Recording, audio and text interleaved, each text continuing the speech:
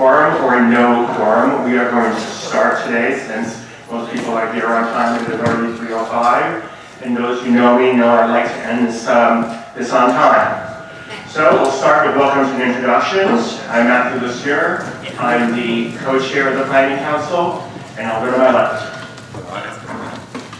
Lower the volume on your mic. Hi, I'm David Fox, Planning Council staff. I'm Steve Hemrod, the consumer, the finance officer. Faye Barrett, Chair of Rules and Membership. Graham Harriman, New York City Department of Health.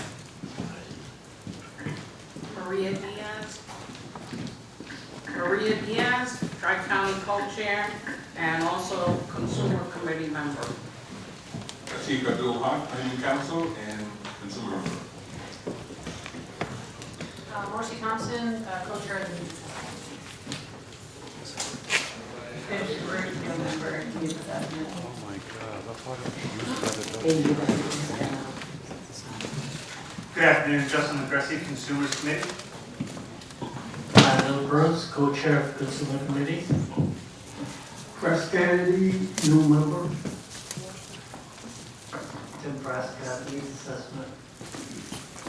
Ms. Casey, Health and Hospitals. Jeff Nat, co-chair of PSRA, NYU School of Medicine. Maitri Singh, I'm the town of Calvin Lord, I'm on the Needs Assessment Committee. One Continental Planning Council, PSRA. Micah Domingo, Calvin Lord Community Health Center on the Needs Assessment Committee. Charlene Grimm, Consumer member. Leo Ruiz, consumer. Not Chef Consumer Representative, Queens. Michael Rifkin, new member. Melanie Lawrence, Planning Council staff. Joan Probestero, parliamentarian. I'm Jan Hart, governmental chair for Planning Council. This is the 30th session of the Planning Council. When the council began in 1991, most people didn't think that we would still be sitting here today, but we are. I want to welcome the new members who are here, who will be picking up the torch for those of us who are cycling off. What? Well, yes, on the phone. If anybody's on the conference call, will you please introduce yourself now? Carol Conchell, Columbia Dental School. Carol, okay, anyone else? Claire Simon, agency official. Claire? Andy Strauss, co-chair Tri-County and Hudson Valley Community Services. Thank you. Jesus Maldonado, Consumer Committee and PSRA. Jesus? Barry Lingman from Montague Medical Center, PSRA. Barry? So those of you who are on the phone, please put your phones on mute so you won't have feedback during the call. Members of the audience. Jose Colover-Decia, Planning Council staff. Gucci Blue, Public Health Solutions. Essie York Lewis, Public Health Solutions. Michael DeVitro, Ryan Chelson. Adrian Guzman from the New York City Health Department's Bureau of HIV. Mitchell Kung, CHN, IOC committee member. Mitchell, you should be at the table.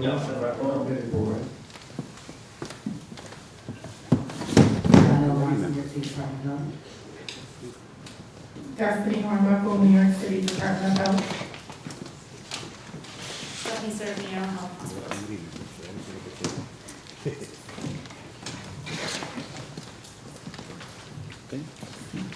All right, if there are members of the public that want to speak today, you'll have 2 opportunities to do that. And please sign up to Judith so that we will know that when the time comes. Please turn your cell phones off or put them on mute.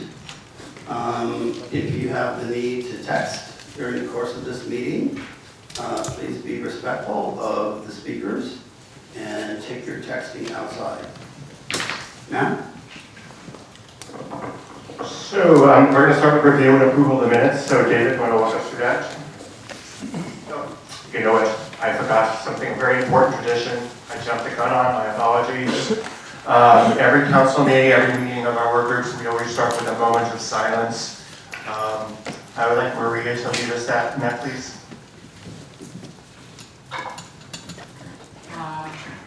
As we approach the end of the year, we've lost quite a few people, few important people also, and we can't forget why we're all here, and we just got to keep on going, having the good fight here, and never give up. And remember those that are past and those that are still fighting.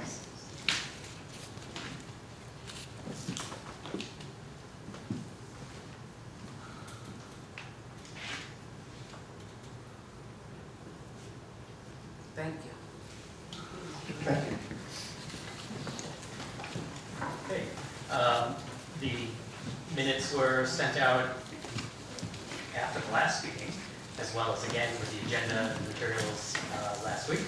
I didn't get any corrections, so unless there are any corrections now, minutes stand. Thanks. Are there new members who have arrived since we had the introductions? Please introduce yourselves. Paul Carr, Consumer Hive.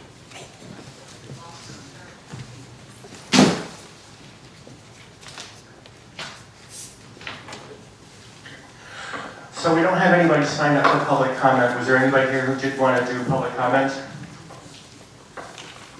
Okay, we'll move on with our agenda. So, Mr. Hartman, you're going to give us your grantee report. Recipient report, is that? He said something about the Okay. Grantee report.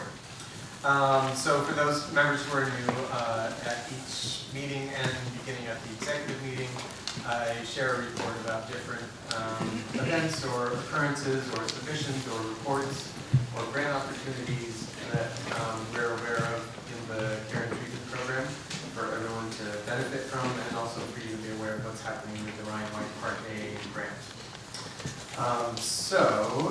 The first section is news from HRSA.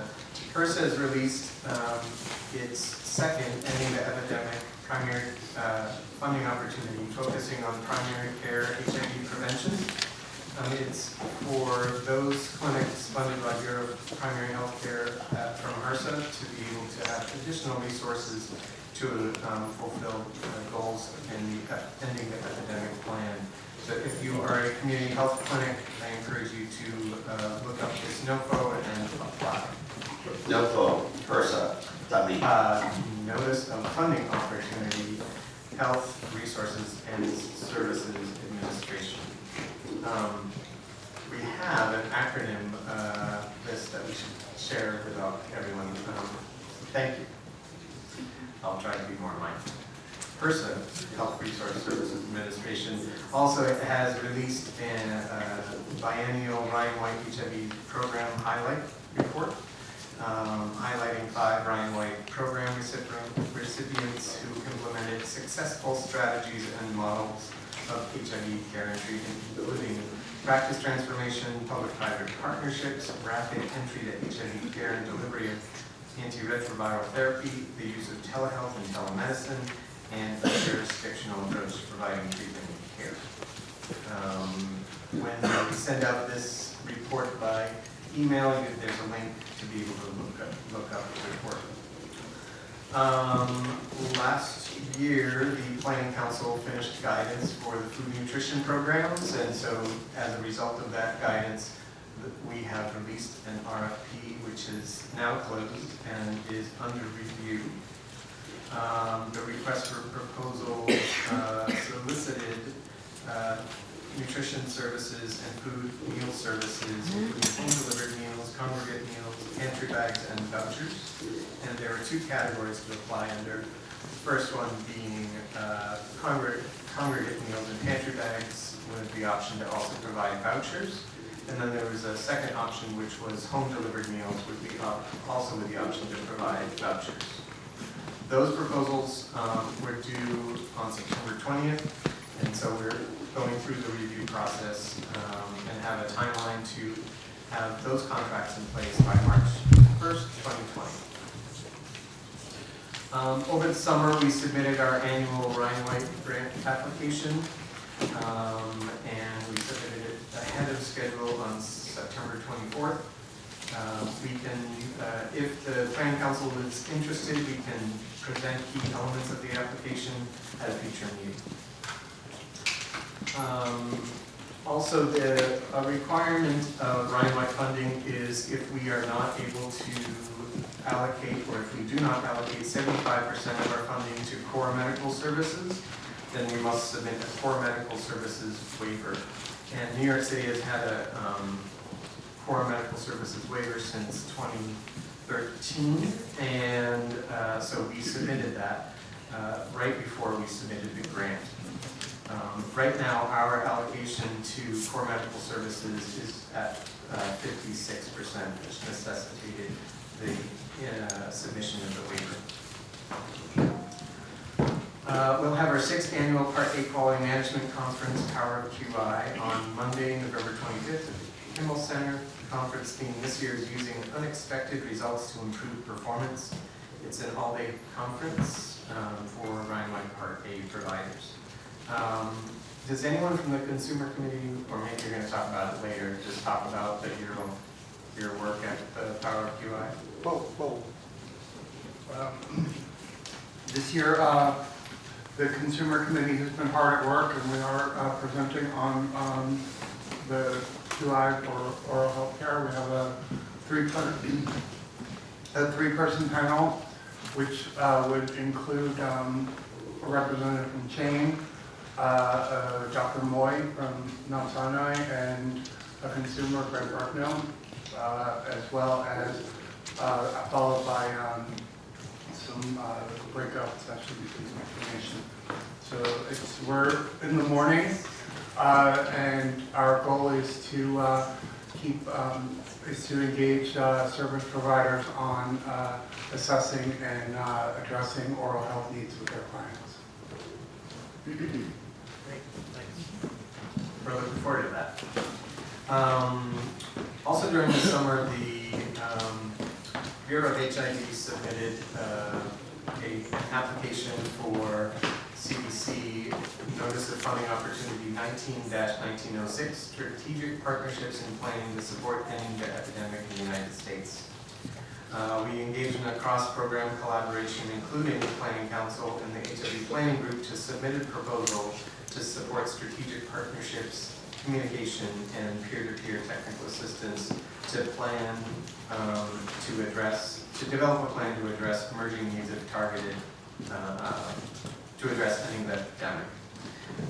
We outlined in our proposal efforts to enhance the jurisdictional epidemiological profile, develop a situational analysis, and we'll use that tool to engage existing community bodies, including the Planning Council, consumers as well as providers, and we'll host general listening sessions to solicit feedback to inform the development of a plan by June 2020, which is probably going to actually be more realistic to be September 2020.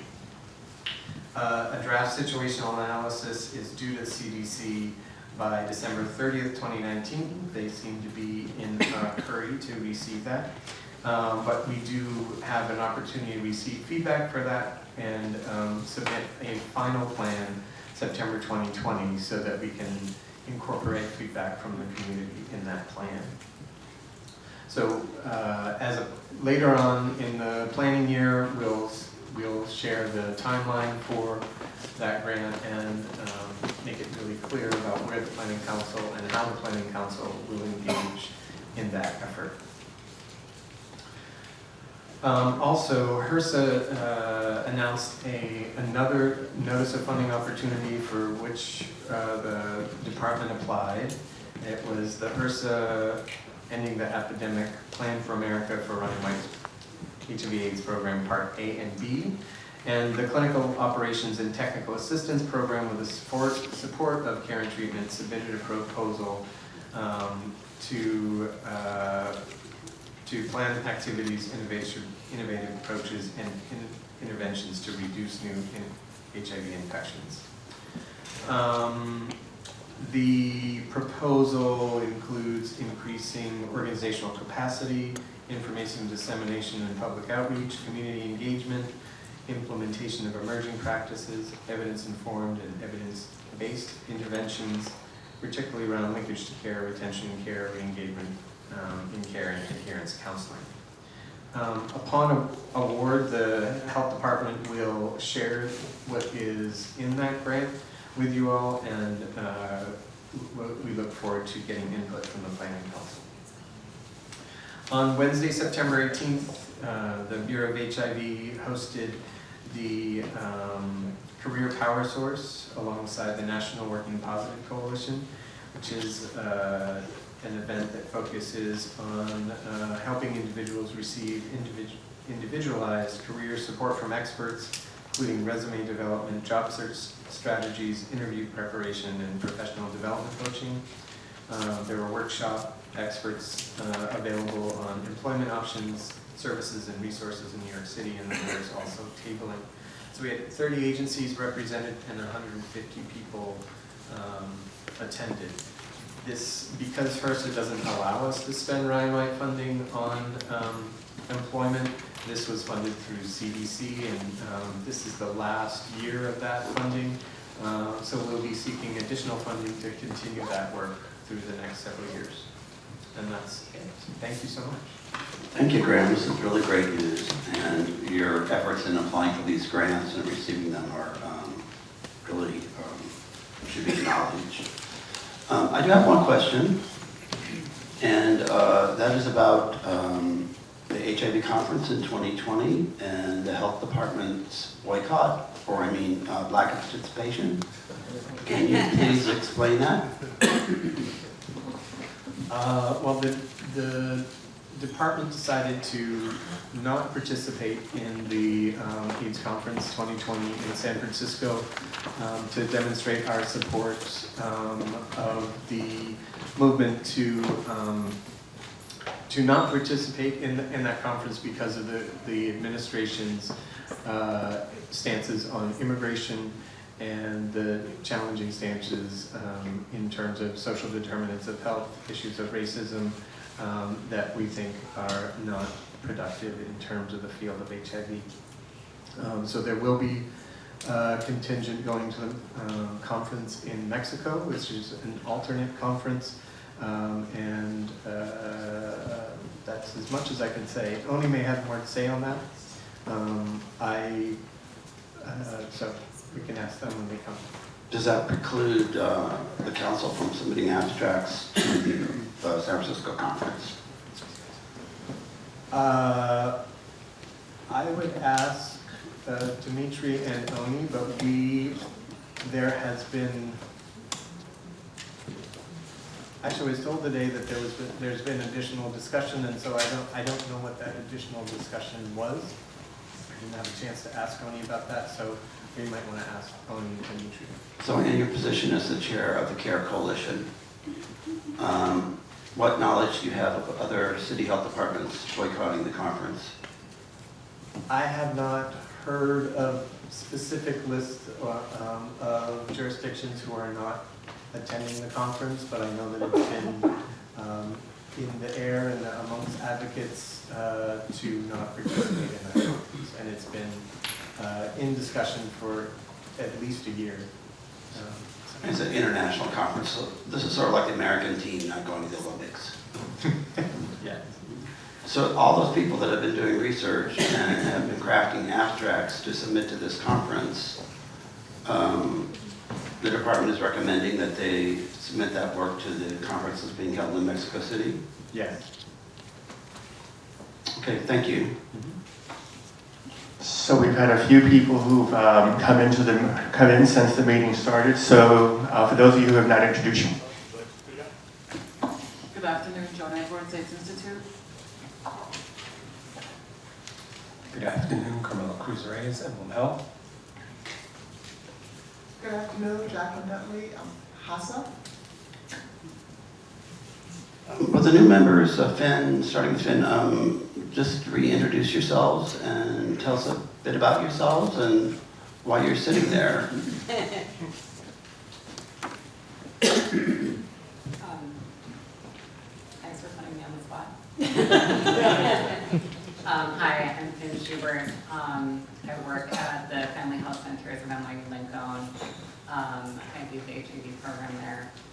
And I am hoping to be on the Needs Assessment Committee. And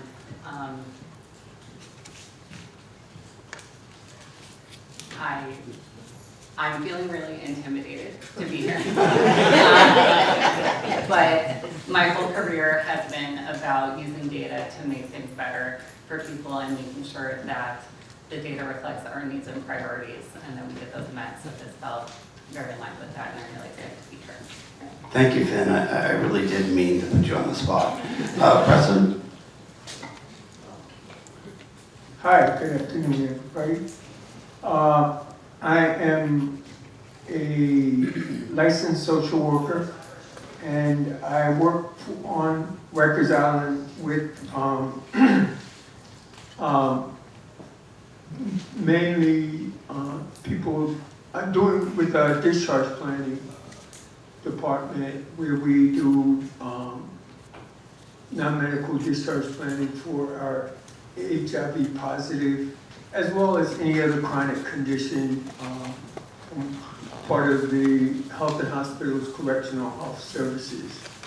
I've done that for the past 22 years. I've actually been in city government for 36 years.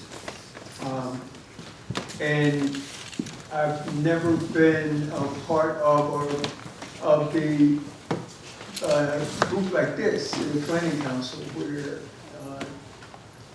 decisions are made about such things as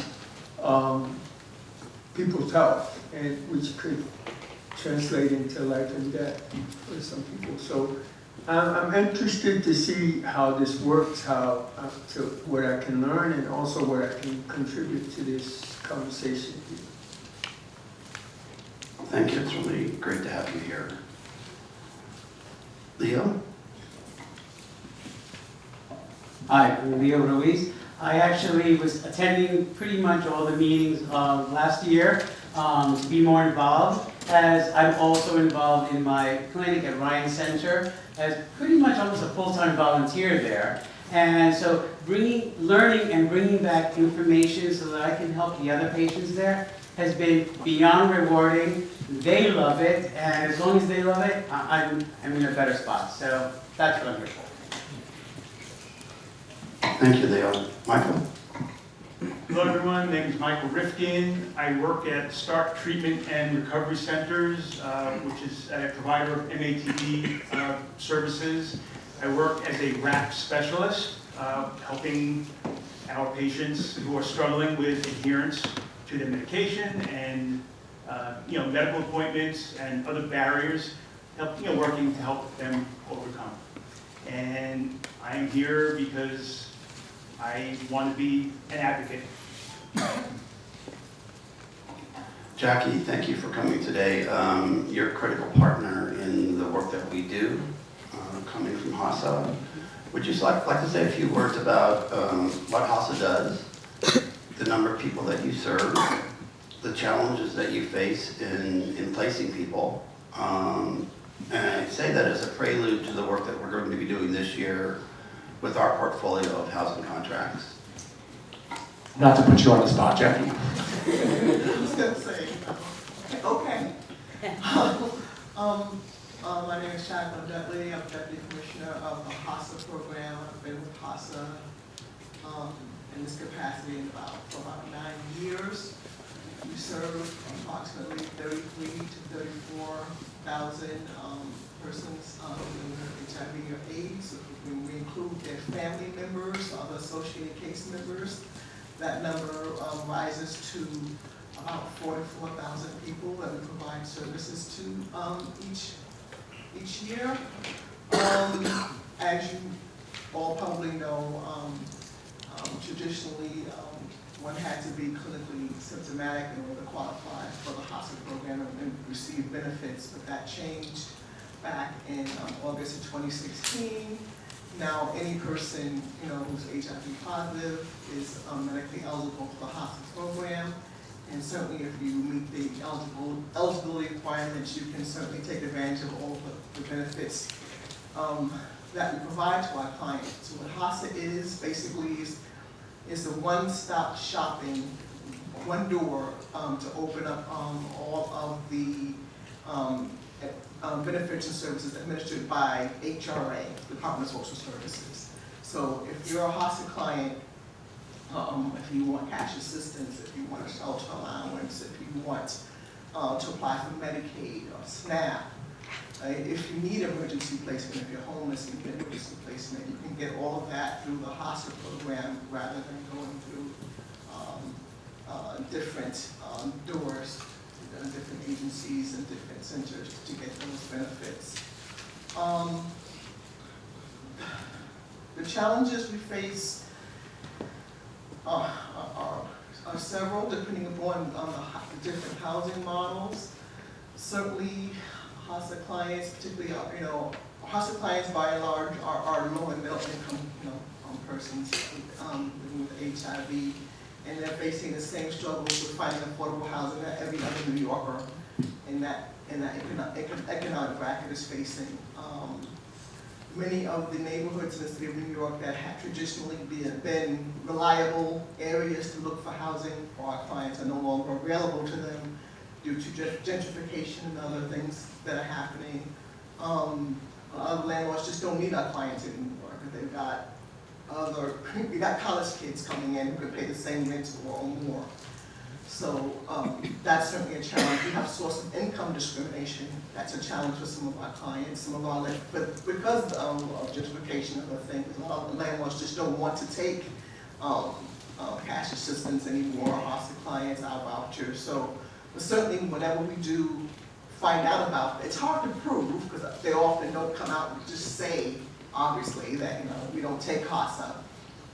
But there may be other ways of letting us know that. So when we do find out about it, we do vigorously go after them and prosecute those cases when we do know about it.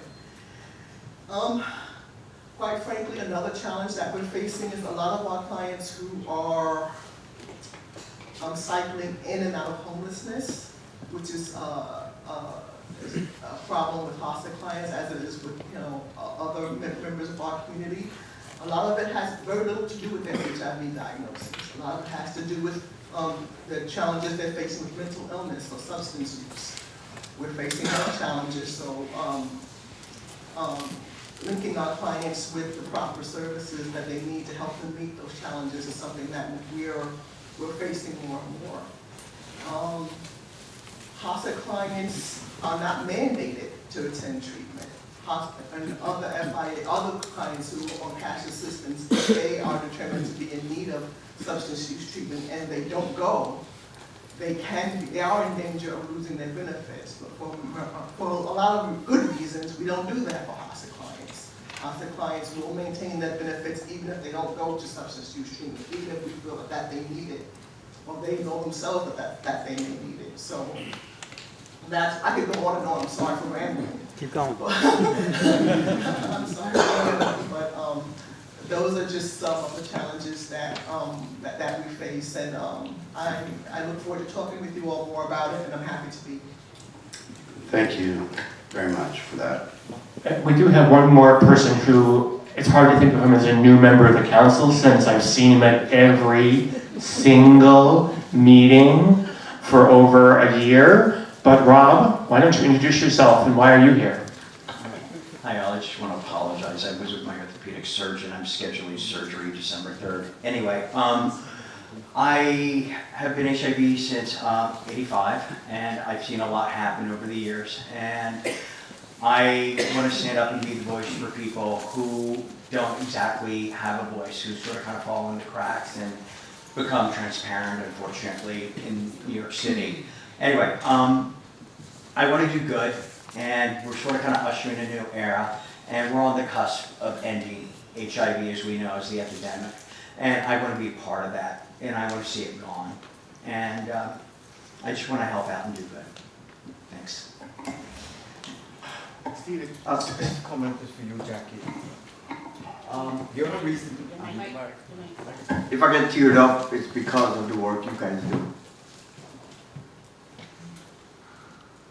The only reason why I'm sitting here today is because of HASA.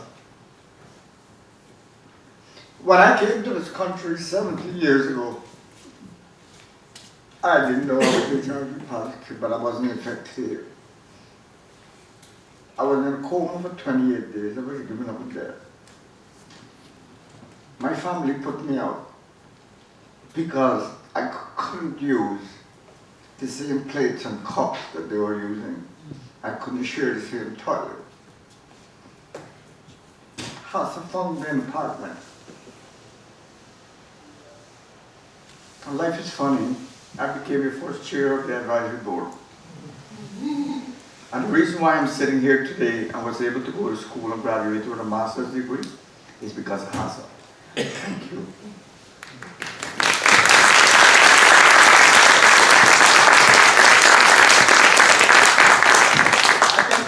I just want to just thank you for saying that. We have so many success stories, and I never get tired of hearing it. It's a tough job. It's a tough job, but we love it, and we do it because we love it, and because of individuals like you. I just want to thank you for saying that. And it's not me, it's the workers on the front line who are really doing the hard work every day, helping people find housing like yourself. So I just, on behalf of the staff and all of our clients who are still in a situation, I just want to thank you for saying that. And I'm so wonderful to see you here today. Thank you. We're going to move into the next agenda item, and Marcy will be presenting. I want to acknowledge that Amanda is not here today because she's in London fighting with Boris Johnson about Brexit. So we'll start with Amanda. Marcy, go ahead. Before I get started, can any members raise their hand? Good shout out. Rob, also Leo. Everyone raise their hand. Thank you. Come on, this is our work, and I want to acknowledge everybody. And yes, Amanda gives a virtual high five. Can you bring your microphone a little bit closer? Oh, sorry, yeah. And for any new members, we more than welcome new folks on the committee. So for any new people who are interested, come to see one of us, and we'll tell you a little bit what we do. Okay. So before we go into the slides, I just do want to say thank you to Melanie. She's generous in helping out with the presentation today as Amanda is absent. So thanks, Melanie. Anytime. So people living with HIV are more likely to have one or more disabilities. And as the epidemic ages, so do consumers, and there's an increase in having or developing disabilities. Access to reasonable accommodations for people with disabilities should not be a barrier to achieve viral load suppression.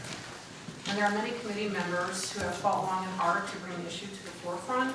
And before reviewing the recommendations, I'd like to share our process in reaching this point. We began the journey back in November in large part to Billy Fields and Jan's determination to ensure the Ryan White Part A portfolio of services be accessible to people with disabilities.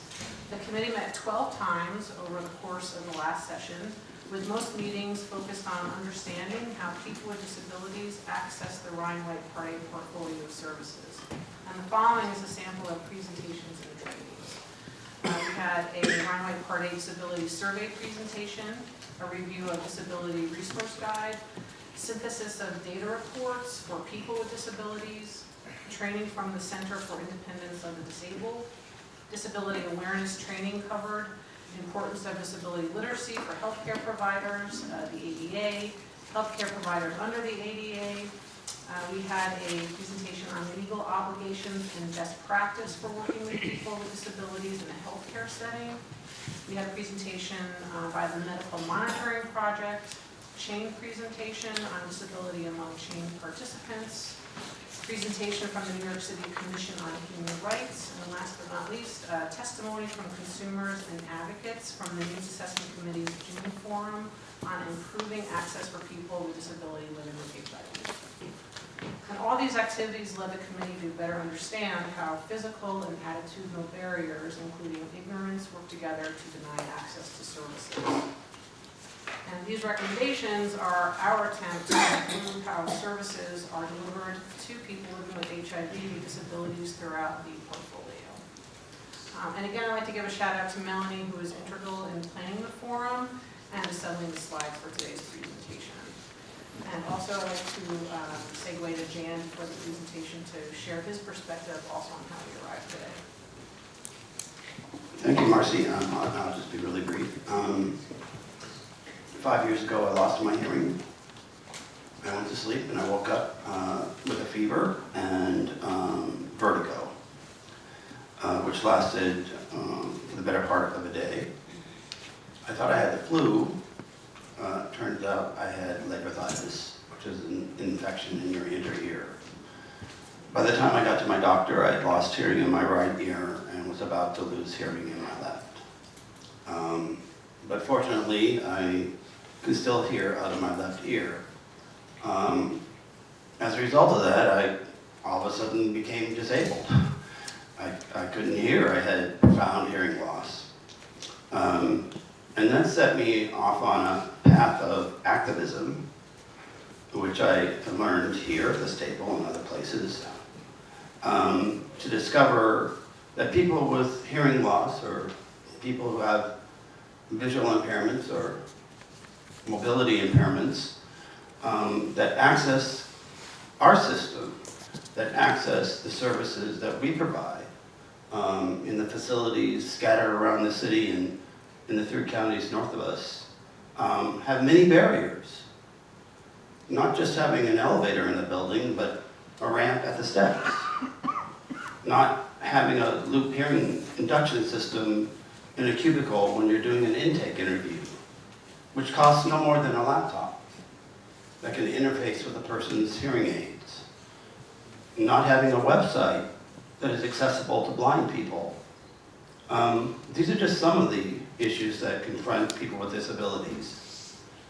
And so I began a journey, not only in the health department, but here in the council to begin to advocate for people with those disabilities, and there are many other cognitive disabilities and other types of sensory disabilities that we need to explore.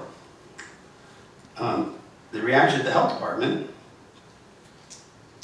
when I asked why none of the training rooms in the building, and we have dozens of training rooms and hundreds of people that come in and out of them every day, are not equipped with induction loop systems for people with hearing disabilities, or in our main auditorium where most of our staff assembles to be addressed by the commissioner or deputy commissioners or various issues.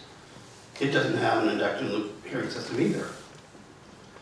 And so the disabilities person, the person in charge of dealing with disabilities for the staff, said I needed to figure out how much that would cost. The burden was placed on me. I would have to hire an acoustical engineer at $500 a half hour to come into the building and measure the spaces and to determine how much that would cost. That was beyond my abilities. So to this day, there are staff in that building like me who, when they sit in one of these assembly rooms, can't hear.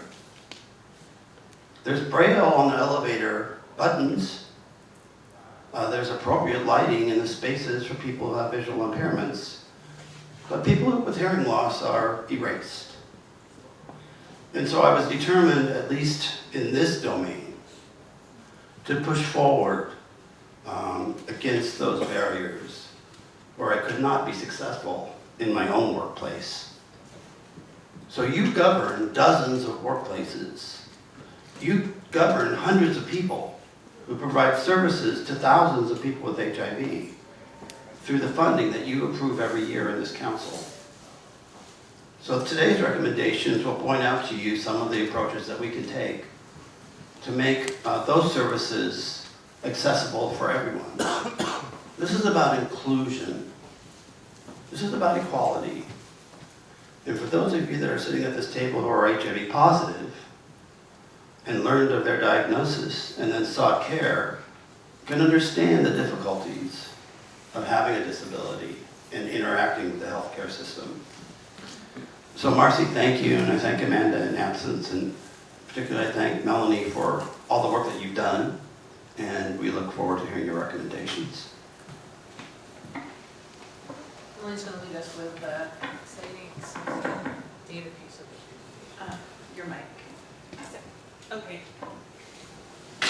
Hi everyone, happy Halloween. It's really good to see all of your faces back in the room and see all the new faces that are joining us.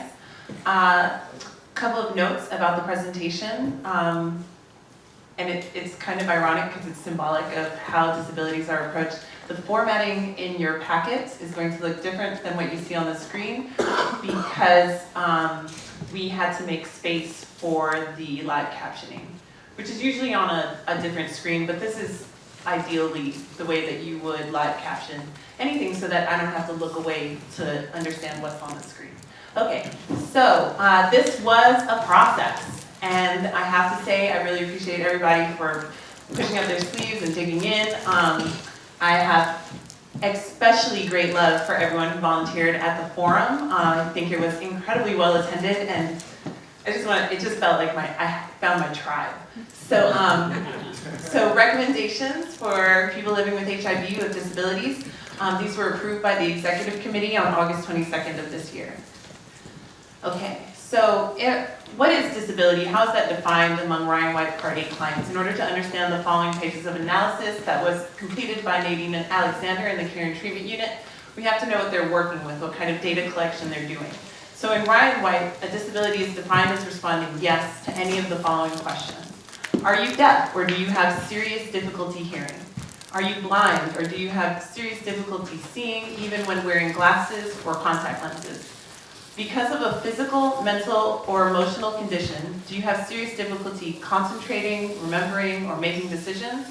Do you have serious difficulty walking or climbing stairs? Do you have difficulty dressing or bathing?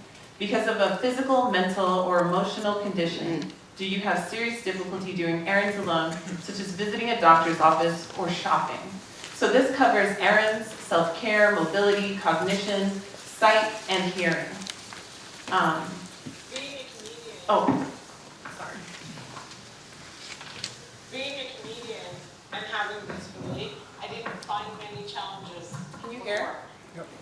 Being someone who dreams on TV, being someone who is a writer, being someone who is an actress, I feel like entertainment and broadcast news ignore the fact that ADA also applies to them. This was signed 25 years ago. And most workplaces still ignore its existence. They still think that accommodating is an option because of the word reasonable accommodation.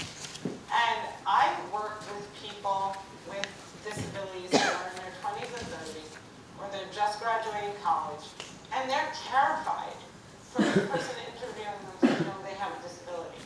They're trying so hard to get through the process and pass as able. That's not the world that we should live in at all. And that is the reality for so many people. If you turn on the TV, we're invisible. We're not present on daytime talk shows, panel shows, soap operas, morning news shows. We're not the anchors. We're not the hosts. We're not even guest co-hosts.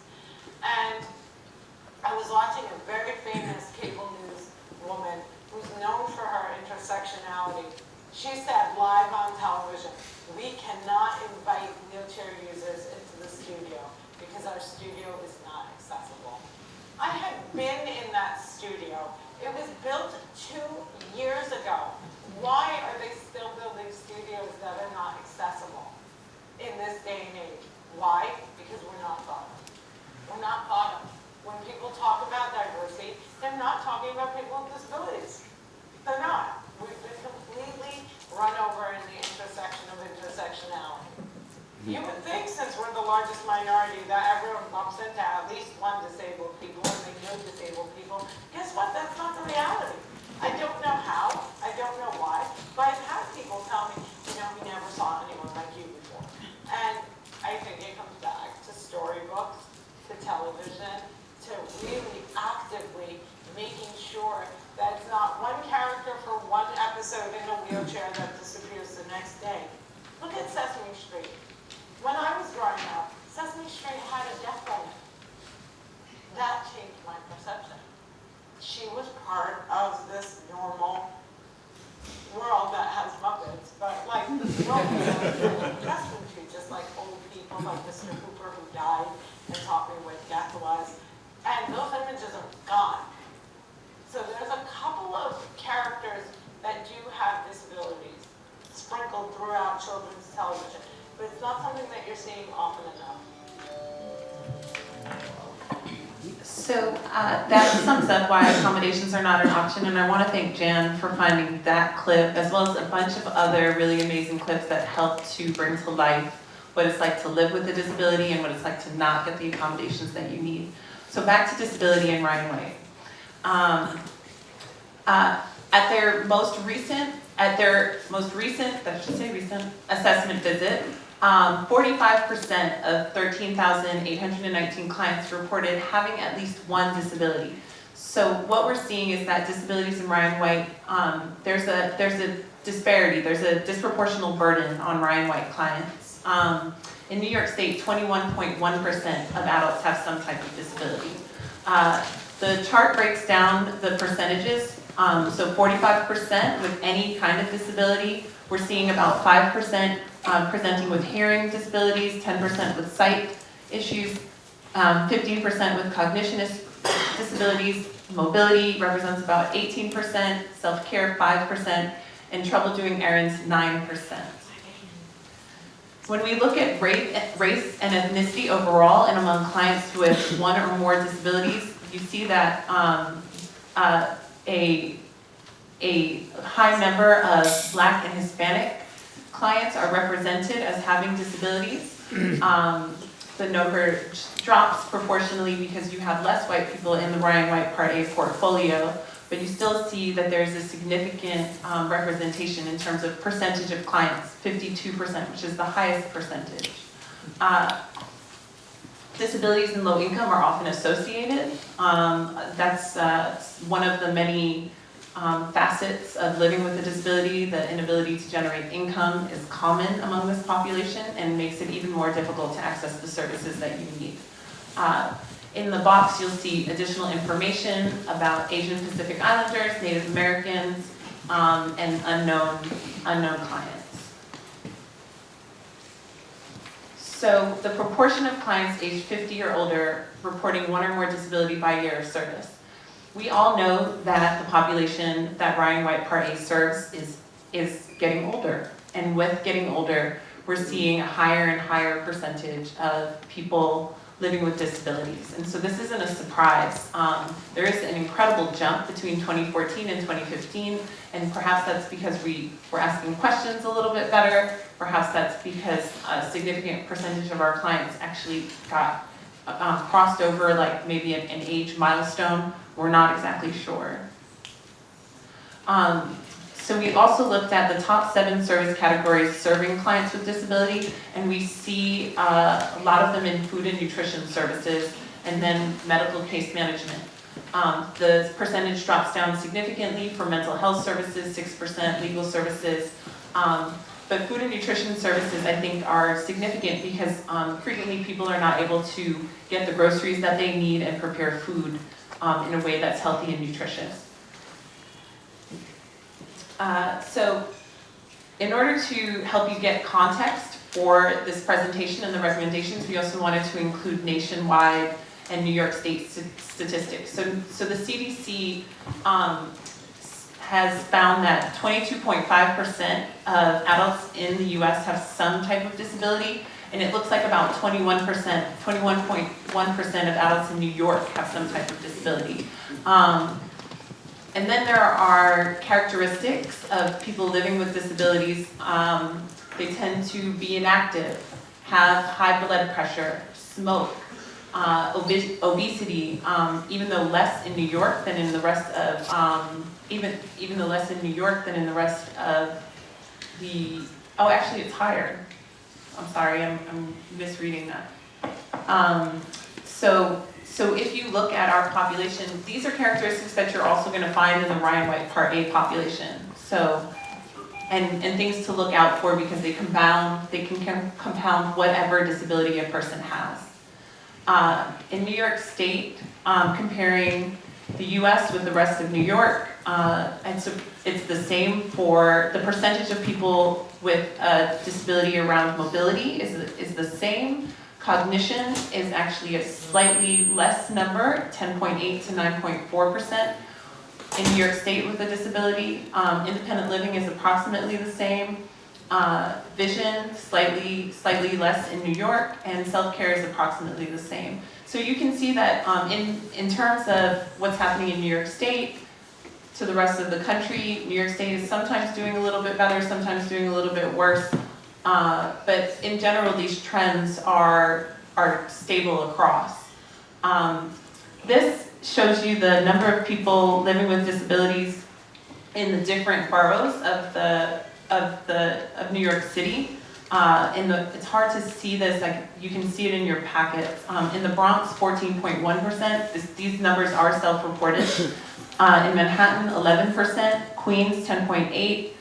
Brooklyn, 9.9%, and Staten Island, 11.1%. So you see that in the Bronx, which not coincidentally has a higher proportion of people living with low incomes, you're also seeing a higher percentage of people living with disabilities.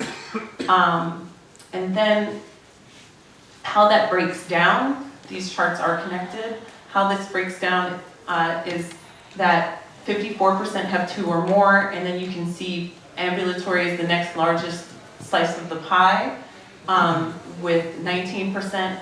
And so you can see this issue impacts a significant share of our population and a very significant share of the Ryan White portfolio. So with that, I'm going to give it back to Marcy to go through the recommendations that we came up with. We gathered data not only from eShare, but we looked at chain data. We looked at a variety of sources and talked to a variety of providers who deliver services to people with disabilities in order to have context for the development of these recommendations. And I think one of the most powerful things we did was embed the testimony of people from the forum into these recommendations. Thank you. We appreciate if everyone can hold off on their questions until the end of the presentation. So our first recommendation is data systems, and the recommendation is to improve and enhance data collection on disabilities in general throughout the portfolio, including future information systems and screening tools. The grantee will identify validated screening tools and guidance to improve the identification of disabilities among clients and ensure that hidden disabilities and disabilities associated with aging are assessed and ensure that client disabilities are addressed in their service plan. And that's really a key part of this recommendation. And basically, we want providers to conduct more robust conversations with individuals, considering many shy away, as you saw in the video. And so this is a great way to hopefully provide training and resources to providers to better assess and have these conversations. The other part of this recommendation is client records should include the accommodations needed and ensure that clients do not have to ask for them at each visit. This includes facilitating the adoption of simplified systems to help raise agency organizational awareness of this information. The committee, acknowledges that this piece, we went back and forth with the grantee around this issue. And, we realize that as I represent a provider and we know a lot of the limitations in terms of our EHRs, some of us don't even have electronic health records, we use vendor systems.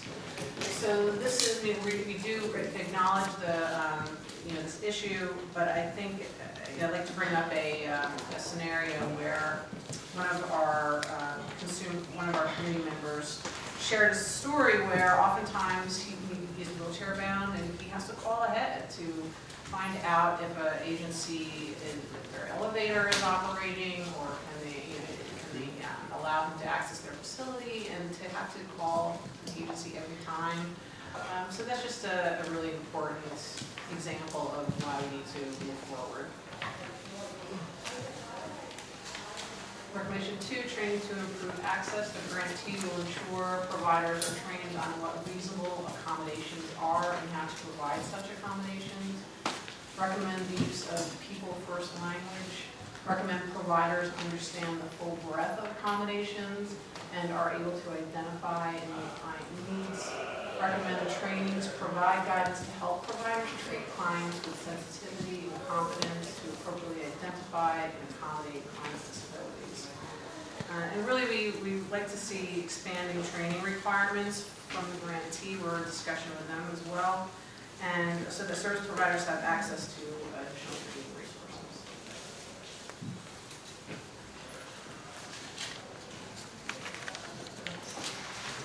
I think I just cut you off, Marcy, but that recommendation continues with the breakdown. Right. So training to improve access to use scenarios. The mic back on, please. Sorry about that. Use scenarios and learning to bring the experiences of consumers with disabilities to life. Shift attitudes from fixing people to accepting them. Prepare and encourage providers to integrate people with disabilities into program staff from peers to full-time staff. And encourage training of entire agency staff. 3, guidance and compliance. Provide guidance to help ensure compliance with all relevant local, state, and federal laws governing access for people with disabilities, and strengthen grantees' ability to oversee and ensure compliance. And provide tools, a couple of examples that Jan had provided in the school kit. Anything you want to mention about tools at all included here?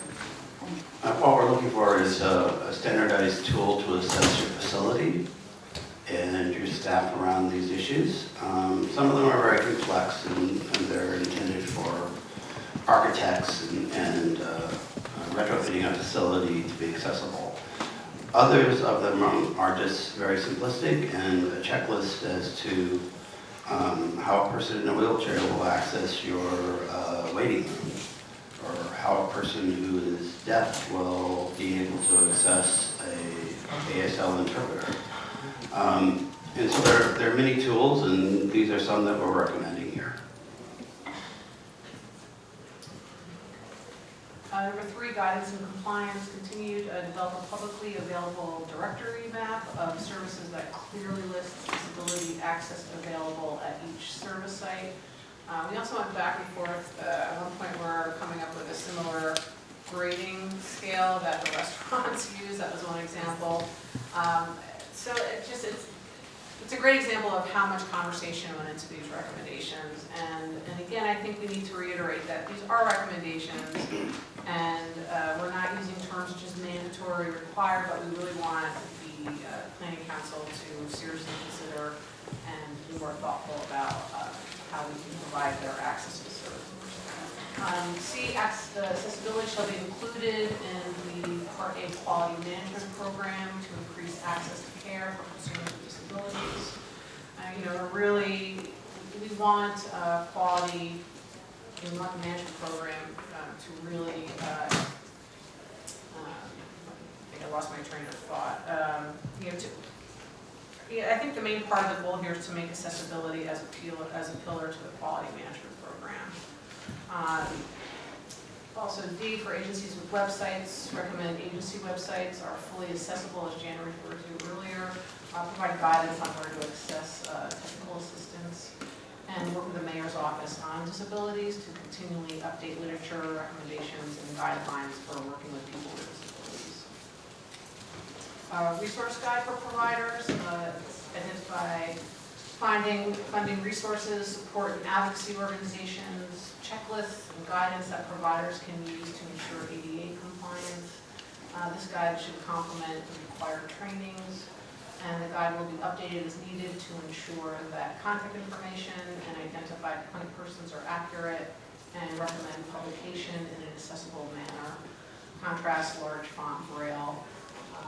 I think we should acknowledge that we know the council has been working on the resource directory for a number of years, but this is really great opportunity to really take power and make it happen, and think about like a consistent way to make sure it's updated regularly.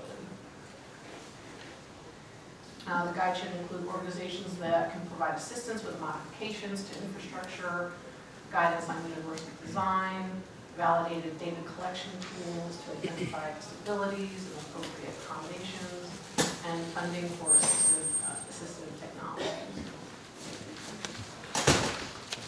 Access to assistive technologies. Grantee will identify gaps in access for individual assistive technologies and determine mechanisms for assistance in the acquirement of such technologies, such as hearing aids, wheelchairs, and for those who need them.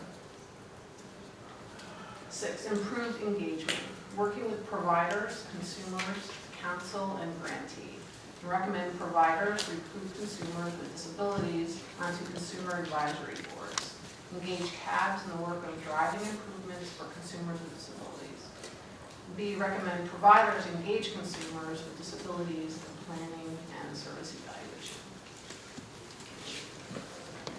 Working with providers, continue, the Council's Consumer Committee will take the lead on hosting periodic events with consumers, particularly vulnerable consumers such as those with disabilities, in order to collect feedback on access and other barriers to care toward improving the portfolio of services. And D, provide disability rights awareness trainings to all stakeholders.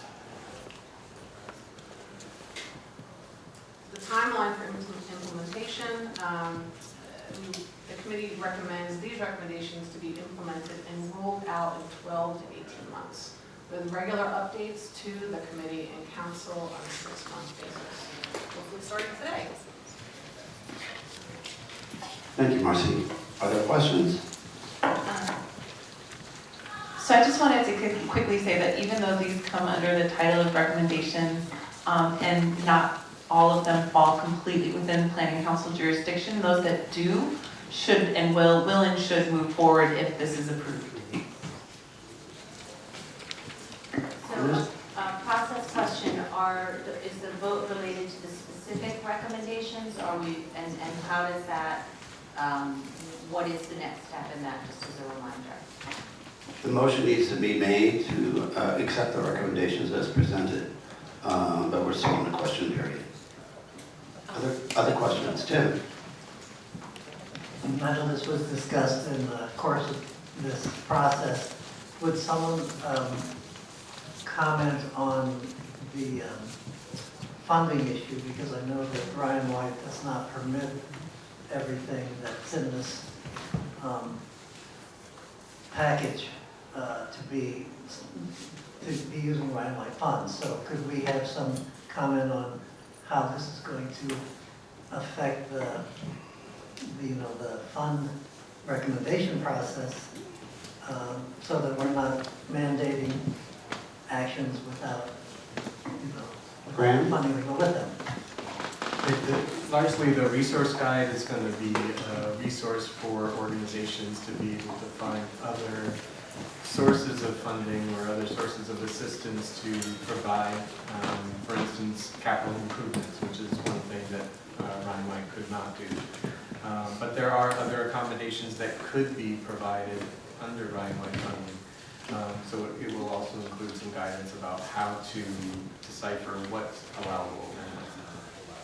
For example, there's a training recommendation that seems like something that could be incorporated into a RFA for agencies or no? Our plan for the training is to partner with the Office of Civil Rights and the other departments at the city that provide training, and leverage those existing trainings and not use Ryan White funding to pay for those. So I wanted to speak to Eunice's question because I don't know if the answer you got was actually for the question. I'm just not sure. So so some of this is for the planning council to take on, i.e. the moving the consumer committee, taking the lead on hosting periodic events with consumers. That's something that our outreach person would step up, and it would be added as an additional task. Most of this does fall on the grantee, right? Facilitating systems for agencies to identify consumers or clients who are living with a disability and what that disability is, as well as identifying accommodations, facilitating those processes does fall on the grantee. And so it's not something that would go through the IOC like a traditional service directive, for instance. But then a lot of this will also, once it's approved, pending approval, will be more formally embedded into future service directives and hopefully in an updated master directive. Does that? That makes sense, and that's part of what I wanted to just express concern over the wording in the first recommendation. So if it's appropriate to say so at this time, I'm in agreement with the recommendation to generally make sure we're capturing information correctly. But my reading of that wording is the requirement of having an additional standalone screen for disabilities. And many hospital or healthcare facilities are already screening for these disabilities, have it elsewhere in a record, and it would be likely redundant to some extent if they had to do it again just for this purpose. So many of our sites are having a great deal of difficulty meeting the obligations with reporting, with intake assessments. There's a lot of time that is spent, and I think the council may want to be aware that a lot of time comes away from service because time is spent in doing intake assessments and screening. And if we could, instead of having the wording be, improve and enhance data collection, maybe establish a standard data collection process so that we know what should be the appropriate data that is being collected, as opposed to requiring a standalone screen. And then having the grantee requirement be to identify a data set that relates to disabilities. So I still think the requirement is valid, or the requirement stands, but I think we should just have some distinction between really what we want to make sure is that people are collecting the right data, not that they're using a specific standalone screen. I don't think it's necessary to have a distinct screen. I think we just need to make sure that the information is getting collected. Can you hold that thought for a moment? Marcy, would you like to make the motion, please? Make the motion to accept the recommendations. The recommendations will be I was then. gonna actually answer, but okay. We can't amend the recommendations You're until right. the motion is Motion made. to accept our Venus's recommendation. No, you're making You need to start by asking this council to approve your recommendations in a motion, and then we can amend that per the conversation. Use your microphone, please. Okay, so I'm posing to the council, a motion to the council to approve. The recommendations as presented. Right now, there's a motion on the floor. I'd like to recommend that there be a change to the wording of the first recommendation, so that the wording says, grantee will identify a data set for disabilities, a data set related to disabilities, and provide guidance on, how that can be used. I can phrase that better. And then, I rewrote it. Establish a standard for data collection on disabilities should be the first sentence, and then the A should be grantee will identify a data set for disabilities and provide guidance to improve identification. So that the words that are taken out are improve and enhance data collection. Those are replaced with establish a standard for data collection. Okay. And then in A, instead of identifying a valid data screening tool or identify a valid screening tool, identify a data set for disabilities and provide guidance. Everybody get that? So basically just takes away the requirement that you use a validated tool, that everybody has to use the same screening tool, and just make sure that everybody's collecting the same data. Okay, so, sorry, I don't type and listen well. Establish a standard for data collection on disabilities in general throughout the Brian White Part A portfolio, including all future information systems and screening tools. Grantee will then identify a data set.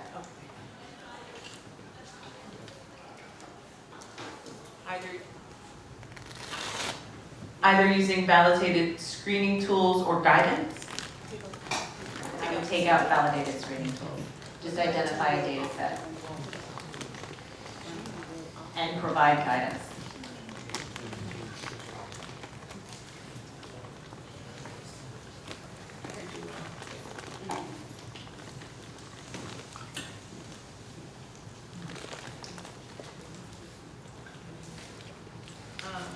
Does anyone disagree with that? Okay. So the motion has been made to accept the recommendations with the amendment. We don't need a second. Other questions?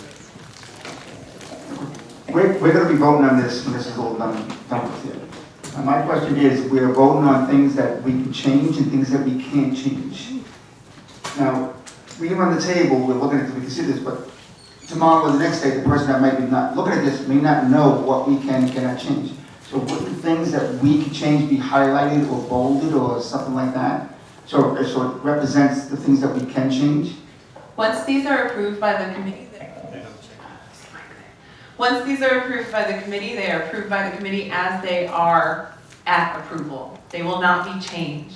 I understand that, but I'm saying, you're saying there are things that are recommended that the planning council really...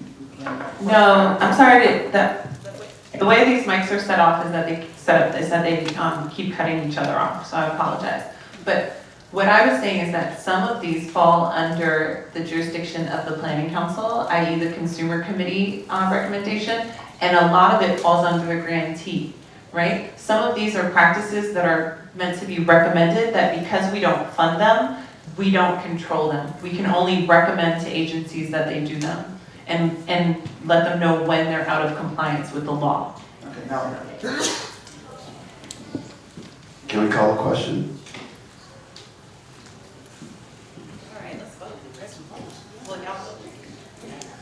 Okay, I'm being advised by our parliamentarian that we first have to vote on the change that you suggested. So, all in favor of the change that was suggested? Opposed? Thank you. Now, we can vote on the amended recommendations. All in favor? Opposed? And the recommendations have been accepted. Thank you for that work.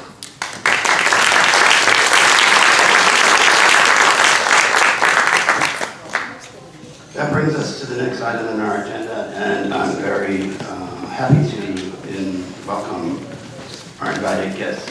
Can you take a seat, please, in the center of the room?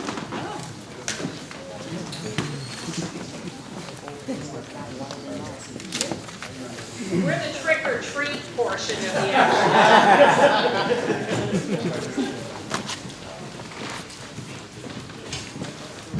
It seems rude to have my back to you. That's okay.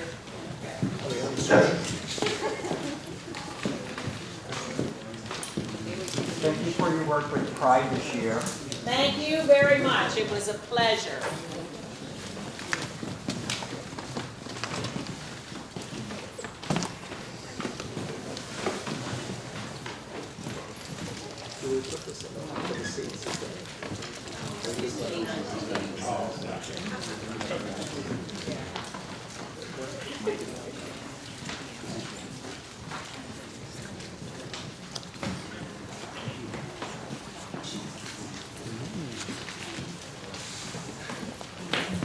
Feels like a game show.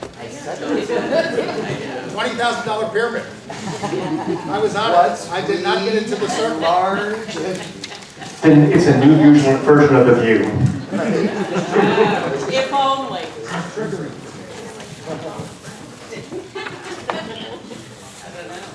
Street shout out. I've been watching hashtag. What's that? Oh.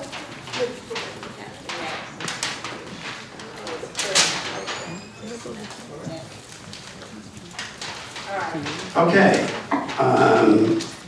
It's my pleasure to introduce Oni Blackstock, Dimitri Dakalakis, and Northrop and Andy Hum. This is an alternative to a PowerPoint presentation.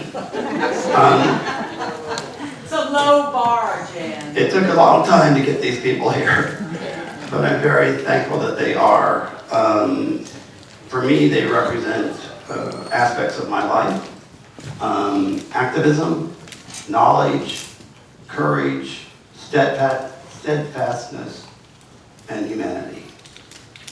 I've called them together here to talk about the future of HIV. And the reason I did this is because there are new people at this table. There are people at this table who are new to HIV. There are people at the table who are new to activism. There are people at this table who are new to government and public-private partnerships. This group of people represents all of that. This represents a group of activists who push back, who have said, questioned authority. There are people in these chairs who are the authority. And this combination of knowledge and interest and goals are all similar, leading to a better life for people with HIV. This is an unstructured 20-minute conversation, which I hope will touch upon a whole host of issues that will be facing you in the course of the year.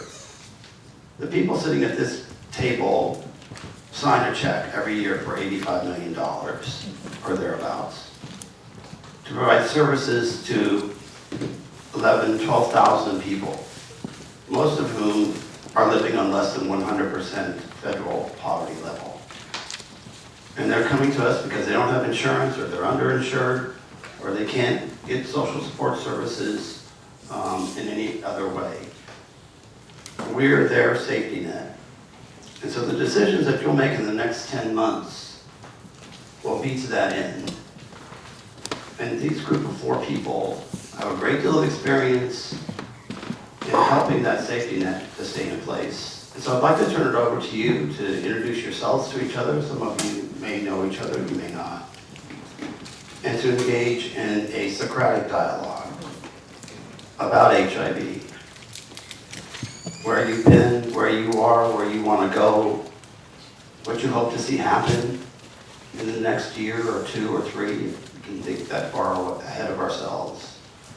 In the current political climate that we're facing, in the funding that's coming into the city or not, and into the growth or decline of people living with HIV, and what their sustainable future needs will be.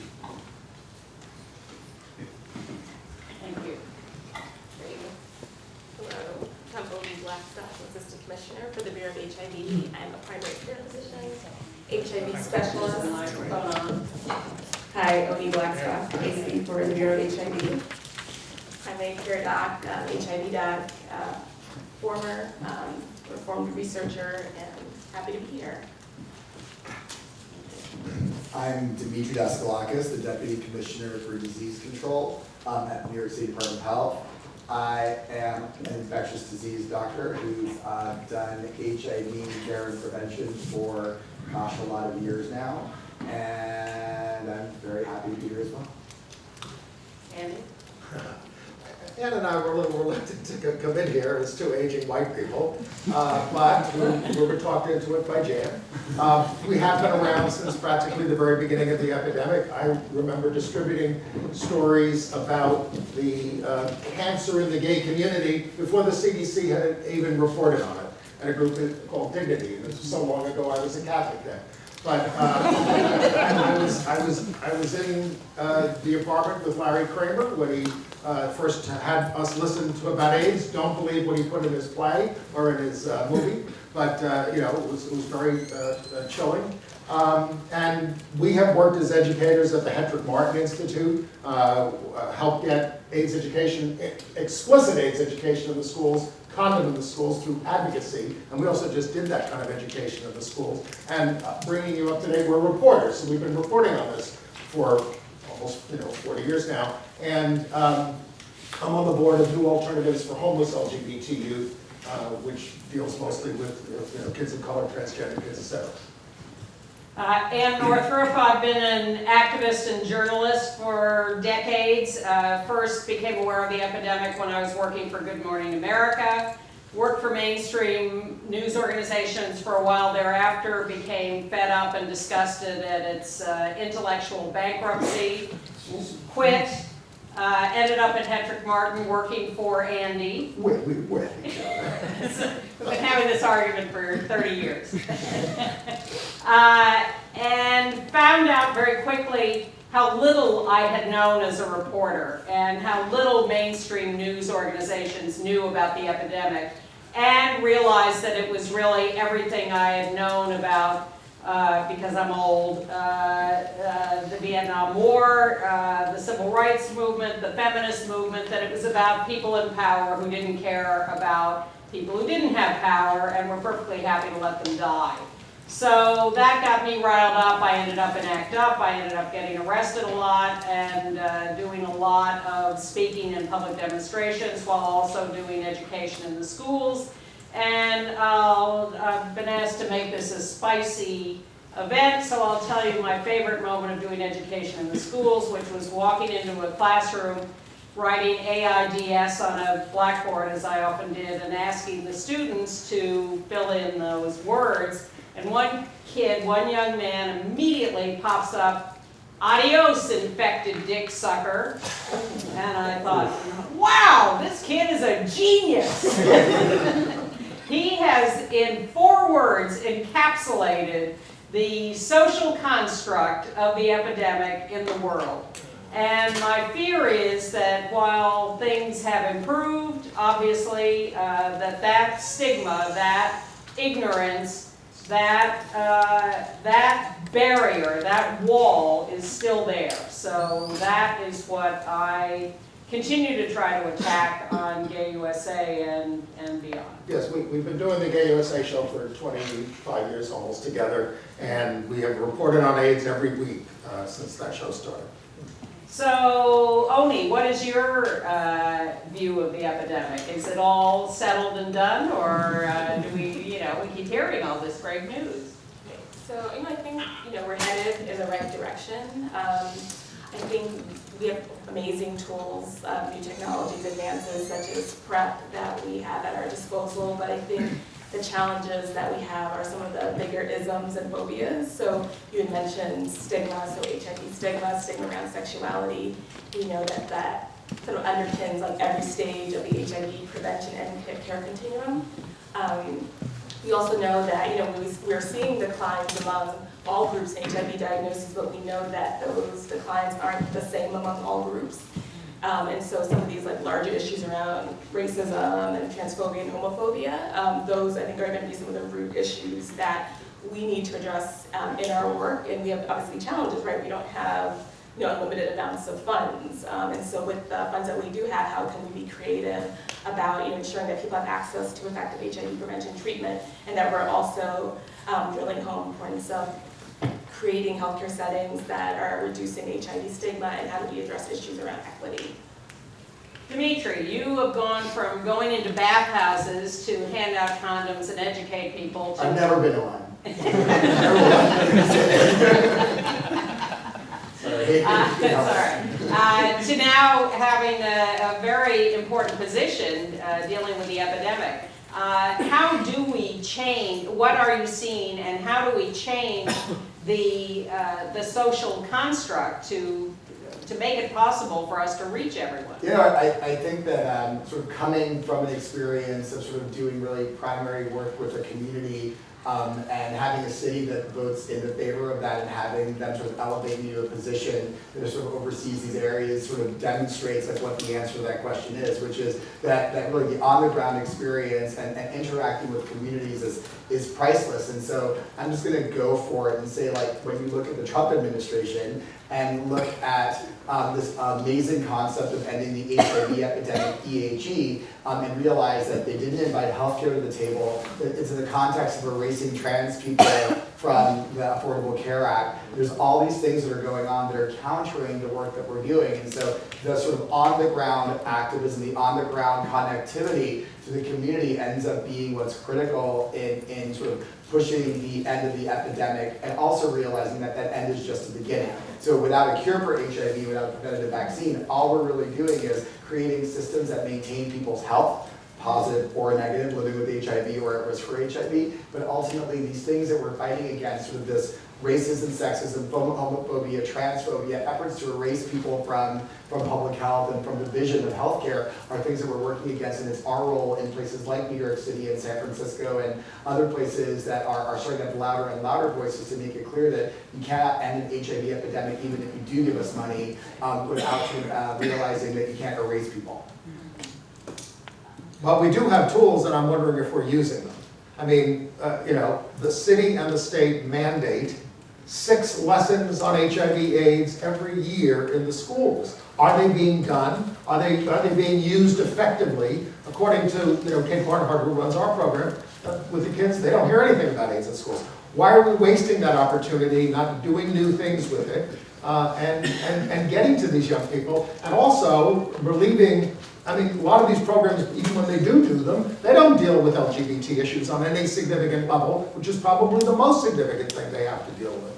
Right, I mean, I think there is some sort of city news in terms of the work that they're doing to standardize the curriculum. I think one of the things that we're seeing is there's more and more, and I'm speaking for my sort of colleagues in our Center for Health Equity and Community Wellness, and also for our folks in the family child health area. Like the work is sort of going to standardize and remove some of the autonomy of principals, which I'm sure you've heard about, that principals are able to sort of dictate what happens in their school. And as that sort of autonomy, which tends to be a good word, but in this case it's a bad word, that the autonomy of those principals as the programs try to reduce that means that a standardization of curriculum means that appropriate AIDS education and LGBTQ education happens. I remember when I was an undergrad at Columbia, I was doing a program like when I was 18 going into school called AIDS for AIDS. I think is what it was called. We used to go in and teach kids about HIV/AIDS, and it was really like these schools that were already so progressive who were inviting us in, and meanwhile the schools that weren't so progressive had no incentive to do it. So I think it's sort of the push towards standardization is important, but do we still have optimal education? I mean, I think that all of HIV transmission, PrEP can prevent it and treatment can prevent it, but at the end of the day, education prevents it too. And I think we are missing opportunities because of a conservatism that doesn't just exist in the South and other parts of the country, but exists right here in New York City.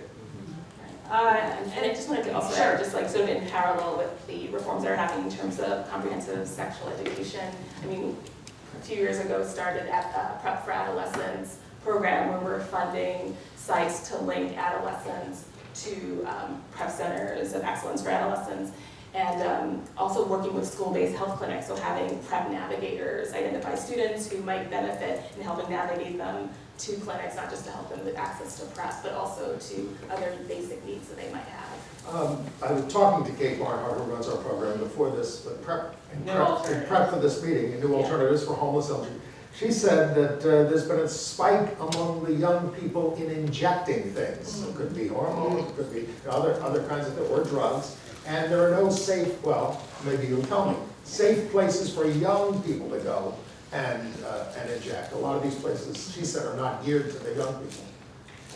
Yeah, I think so a couple of things. I think we have seen some signals through our national HIV behavioral survey of people using certain drugs more of the population that we think of, so specifically LGBTQ youth, of using early utilization of injection for methamphetamine as an example, and also there's some opioid signal as well, which again, we're seeing. We haven't seen a couple of things that are interesting in the LGBTQ population, which is that we're not seeing like a big hepatitis C spike of acute hepatitis C infections, which tends to be the sort of sentinel signal that we're having like more injections. So we have like some things that say there is more injection and some things that say that are not. Now the issue of safe consumption areas or facilities, I think is one that is sort of continuously sort of cooking in New York City. We have a report that was released about the feasibility of these, and I think we're waiting for the state to reflect back to sort of give us the sort of ability within the state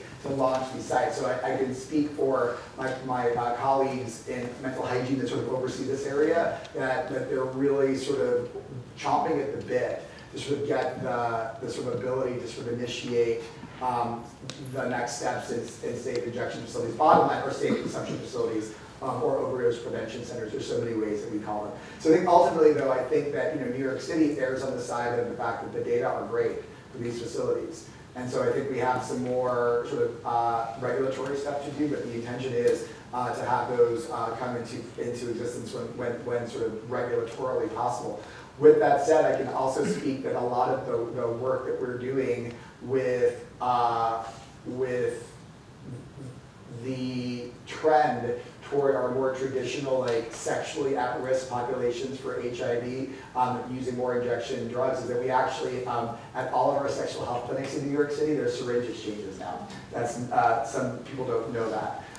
Yet, it's a newer innovation, but Everybody should know. They will. And so like we just launched this, and so we have like all 8 facilities, you can come and get fresh syringes from us, and you can also get Narcan.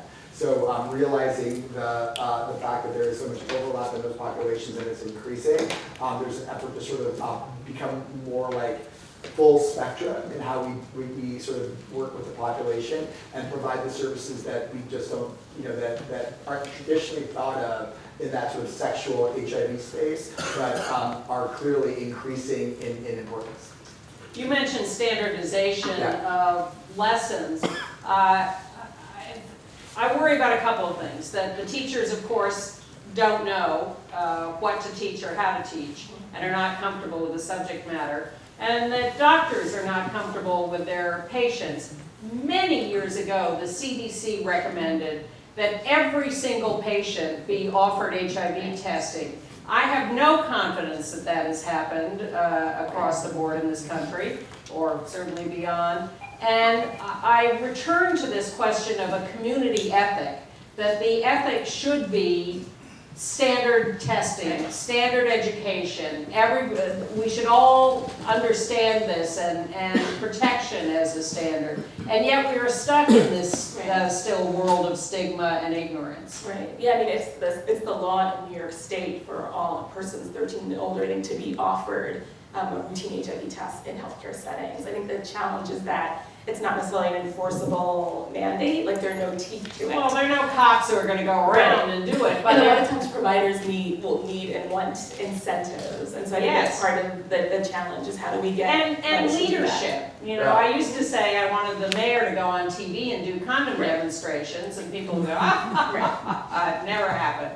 But I think we do need leadership from the top, from the mayors, from the governor, from all officials, celebrities, whatever, to constantly send out the message of education, of protection, of treatment, whatever, and I don't see that happening. I want to have 2 comments about, first in New York State, one is I foresee that soon there will be even more liberalization of how an HIV test is offered. So I think that even though, shockingly, even though we are pretty good, we're not at the head of the pack on this one. In fact, we've lagged behind for a long time for like sort of what the level of consent is necessary for an HIV test. So I'll say that first. But I'm also going to talk about my friends in other states. And this is sort of sitting on the National Association for State and Territorial AIDS Directors. I get to hear a lot of other viewpoints. And it is amazing how many states have extraordinarily terrifying criminalization laws still on the books. And so when you say you're going to test everyone for HIV and minimize the consent for that, the corollary to that is that then you've got to get rid of these criminalization laws, because like, what's the incentive for getting tested for HIV if then you can be told that you're a criminal for having sex? We had a big fight with Dr. Frieden when he was first proposing this, because he wasn't putting those things in place and demanding that everybody get tested. It's nice, it's nice to work for a city instead of a fed, because I can say that. And the laws are not up to date with undetectable, it's untransmittable either. We just had someone, I was just reading, someone was just charged with a felony for spitting at someone, knowing that they were HIV positive. So There's something, we reported on a story, and you probably are all aware of it, but that STIs in this country are at record levels. Now that says to me that people are, and it's not all people on PrEP, right? It's not all people going bareback who are on PrEP, but that's part of it. I remember when we were fighting this in the early days, we said, we've got to keep these safe practices going after we cure AIDS or ended it.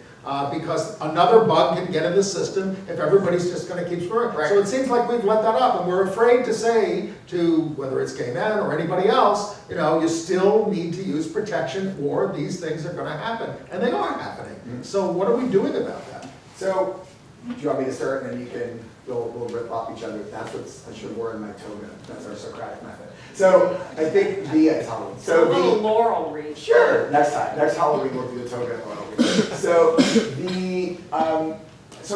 I have a harm reductionist position on this, which I think is really important. And what I like to say is that sort of PrEP is an example, and so is the U equals U, the undetectable is equal to untransmittable movement that we were really early on signing on in New York City. It's that we can't keep HIV prevention hostage because of the threat of another infection. And so in other words, like the theoretical risk, we have a true and present danger of people getting HIV and having disease progression. So I think your point is really great.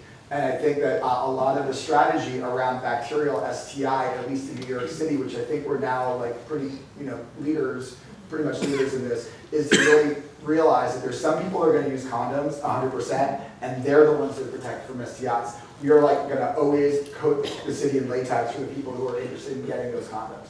There are people who just do not use condoms and are consistently not using condoms. So what do you do with them for STIs? Well, for HIV now we have an answer. You're on treatment, you're undetectable, you don't transmit. Half the battle is won from the HIV perspective. If you're at risk for HIV and aren't using condoms, that provides you the option for preventing HIV transmission despite that. So what do you do for STIs? So other than saying like use a condom when people say they're not gonna, the right thing to do, we think, is to accelerate access and lower the threshold of access to STI testing and treatment.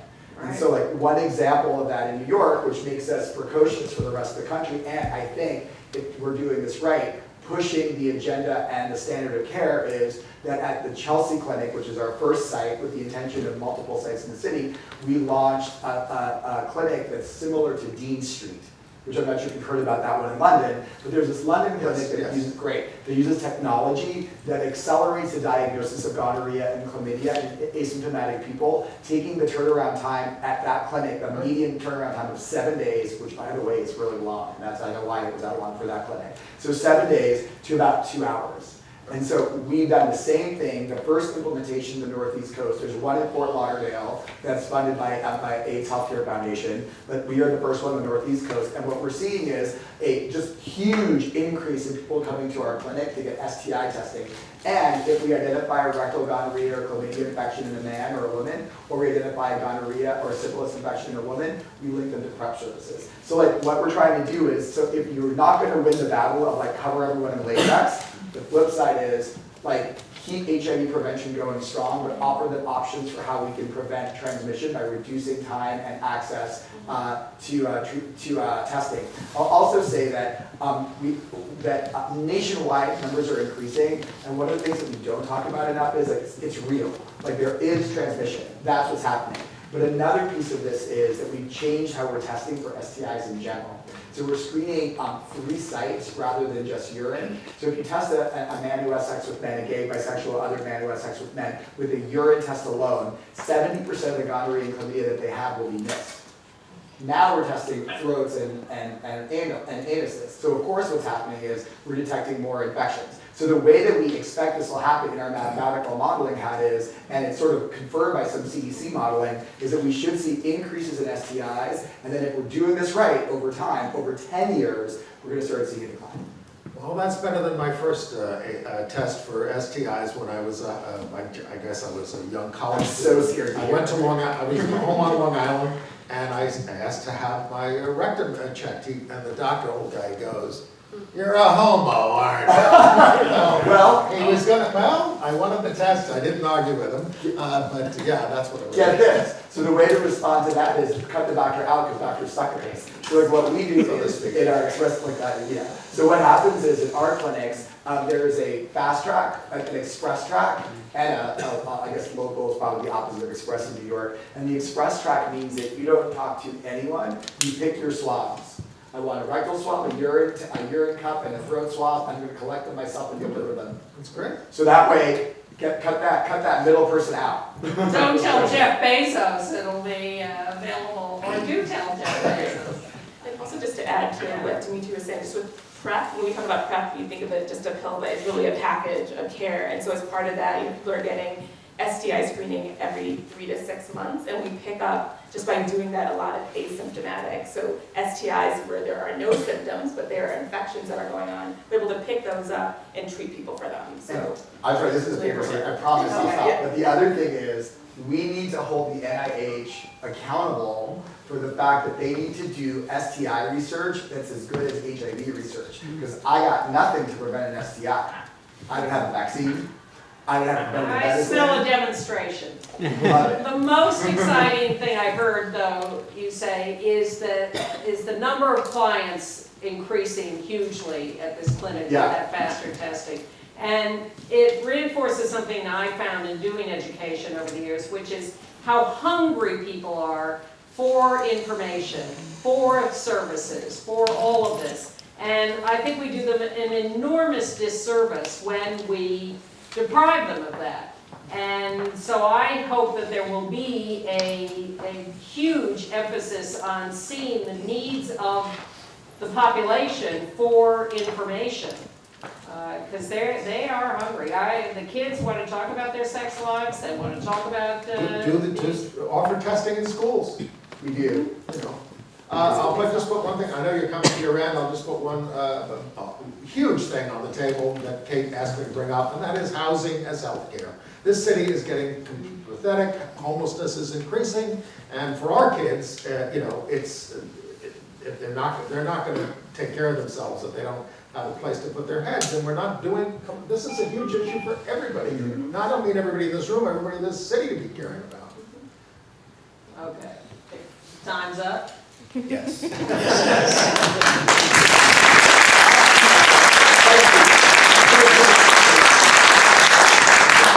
have time for a few questions. Are there questions from the council members? This is the hard part. Hi, thank you very much. This was really a fantastic conversation. With regards to HIV and STD education in public schools, why are you relying on the health teacher or other teachers in the school to present this information, whether even if they do it or not? Why don't you? Why doesn't the city mandate that the health department employees, you know, go into all the schools and institute that as a part of the work we did in the schools was under a grant from the health department years ago. So yeah. There's 1.1 million students, so it's quite a peer education would be nice too. If you have an answer. I mean, I have peers. I think that, you know, again, in a universe of limited resources, like some of the work that we do, as you know, in Ryan White, we contract out. And so there are sort of folks that we work with that contract out. We do have school-based health centers that also are involved in the work. And so I think the answer is that there is a mixed sort of universe of how this rolls out. I also need to say that there's also other schools that aren't public schools that also would require that attention. So I think that really, for us, as you see with a lot of our educational material, we're not necessarily the primary provider of either service or education, but we are like a big sort of storehouse and bank, and also sometimes funder, and also a technical assistance provider for all of them. So I think that, you know, from the regulatory and sort of perspective of like what's happening in DOE, there sort of needs to be more DOE conversations about making sure that the standardization is happening, and then we are constantly a resource with the work that we do with them. So I wish we could be everywhere, but we just can't. But I also think it's a question of priorities, and that the schools have to take a holistic approach to helping education overall. Yeah, just to add that the Bureau of HIV works with DOE. We do sessions on pre-exposure prophylaxis for the nurses who work in the school-based health clinics, as well as providers with ACS. So we're like sharing that information, and these are folks who are like really uniquely positioned to talk with students about this information. So we are sort of sharing that knowledge and then hoping that they do the same. I think turning over the mandate, I didn't think about this, but we of course have had peer education forever, but turning it over to the peers, having them conduct the lessons. They first of all become empowered about the whole subject, but then they're hearing it from their peers, and they love to do it. They get to talk about sex and other things, And I that think there ought to can be be done in months. Student health clubs in every school that would take on the responsibility of learning about health issues and then doing the education throughout the school on an ongoing basis throughout the year. I think it's got to be much bigger. When you reduce it to just a few lessons from a few people, I don't think that has the impact of changing the ethic community-wide. So I would like, look, I'm a crusader for changing the curriculum vastly in the schools from sort of esoteric subjects to more life-relevant subjects, whether it be financial or health or whatever. I think those have got to be a much higher priority. I just want to turn over to Agent Guzman for a second. It's something exciting to share. Is that okay? She just couldn't I just wanted to share that, just because we've been touching on this, dancing around it, but I do want to mention that we're currently working with DOE to completely overhaul our HIV/AIDS curriculum. It hasn't had a medical update since 2011 and a sort of pedagogical update since like the mid-2000s.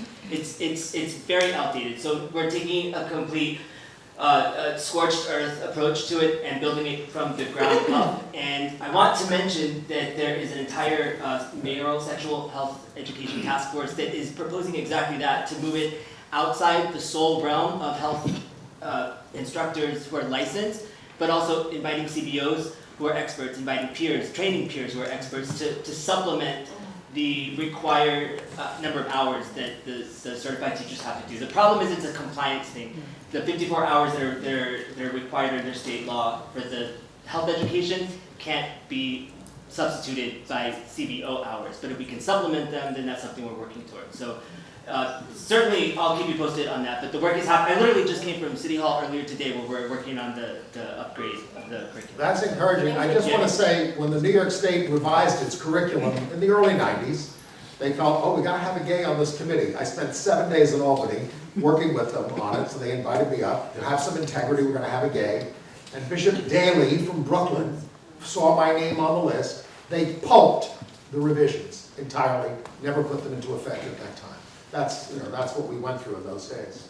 We have to stop. I want to thank you again for coming and being persuaded to join Dimitri and Oni in this conversation.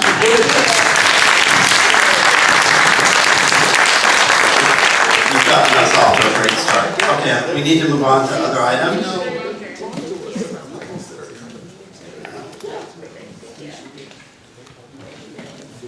So, new business is generally a time, do people have announcements at the council? We only got a few minutes left here, so. Yes. I'd like to bring to the council's attention the town hall on the New York Health Act, which is going to take place on Monday. This is about the debate of Medicare for All, which is at the national level. However, the New York Health Act would be a version of single-payer health care for the state of New York. And some of you may be aware that that's exactly how single-payer health care came to Canada. It began in this province of Saskatchewan and then spread to the other provinces when it was successful. This is your opportunity to find out about it and to ask both of the sponsors, Senator Rivera from the Bronx and Assemblyman Gottfried, who are the two sponsors of the bill in Albany. They will be there on Monday at West End Collegiate Church on 77th Street. I have a flyer if you would like to take it with you. Thanks.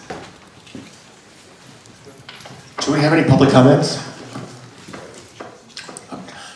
Reverend, how are you today? I'm fine. I'm disguised as a clergy person. Terry, people here don't know you. You have to introduce yourself. I'm Terry Troya. I was here a long time ago. I'm returning as a senior citizen. I was here as a youth. I just want to know, Jan, is this your last meeting with us? November 21st. Oh, okay, great.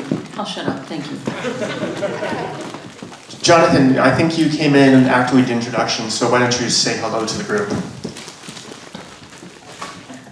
So My name is Jonathan Rebel. I'm currently a student at Columbia. I use he/they pronouns. And also, I'm sorry for being late. I was in transit from DC. If we don't have any public comment, Hooks keeps touching my microphone. If we don't have any public comments, then we can adjourn. Happy Halloween. Enjoy the parade. Be safe.